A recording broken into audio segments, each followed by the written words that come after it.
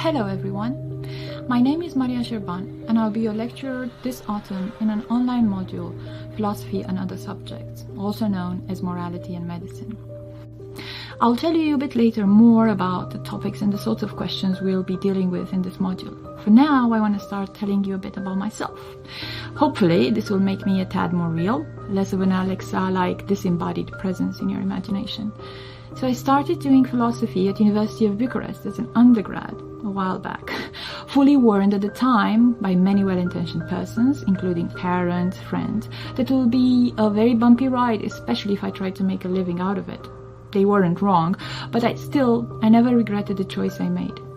For me, philosophy is more than a profession. It's a healthy habit of mind. It makes me listen more, weigh things, change my mind ever so often, and stand my grounds for the sort of things that I get to value in time. So I consider myself lucky to be in the position to guide you through some philosophical ideas that might help you succeed both in these modules, so in your academic life, and also outside it. How did I get here? I think it's kind of a mishmash of stubbornness, work, and happenstance. I went in my second year as an undergrad as an Erasmus student, terrified one I should say, in France, and one semester turned in 2 years and a half.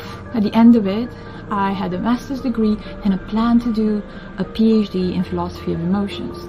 At the time, I was fascinated with the thought of Ludwig Wittgenstein, so when UEA offered me a scholarship to pursue my PhD here, I was very glad to accept it. Remember how I told you that philosophy is about changing one's minds every so often? Well, I ended up writing a dissertation on scientific explanation in cognitive science of all things.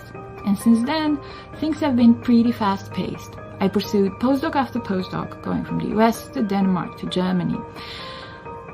Besides the fact that I had to kind of pack my life in boxes every 2 years or so, there's also the exhilarating aspect of this journey of meeting new people, discovering new places, finding out about new rules, deciding whether to follow those rules or not. Looking back, I remember mainly the highlights of this journey, the discussions I had, the friends I made, and the tons of things I had to learn in order to get by. All of this, I think, add up to the sort of person I am today. I returned to Norwich and to UA, hoping I'll make a change, at least in the lives of people I get the chance to teach.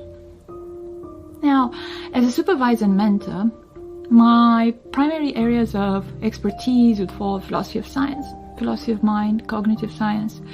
So that means I write and think a lot about what happened historically and in present in the life sciences in particular. What is scientific knowledge? How do we get it? Who has scientific knowledge and how is that communicated? What sort of power does knowledge give us? Power to do what? Should biological knowledge inform medical practice? In which capacity? Should medicine be more of a science or more of an art? You get the gist. These are the sort of questions that I'll be happy to supervise you on.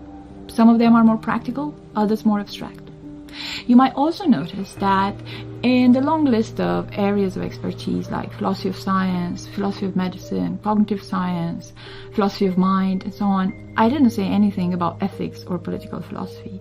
And yet, these are the sort of things I'll be teaching at UEA this autumn. You might wonder, why teach on areas that are not exactly your expertise? Well, there are two basic reasons for that. One, I think they cover topics into which we bump in our daily lives, and philosophy should be about that too. It shouldn't cover only abstract, arcane questions that only very few people care about.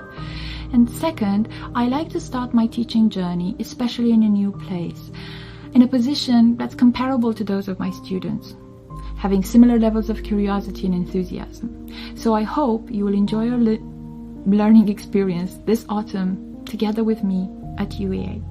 See you soon.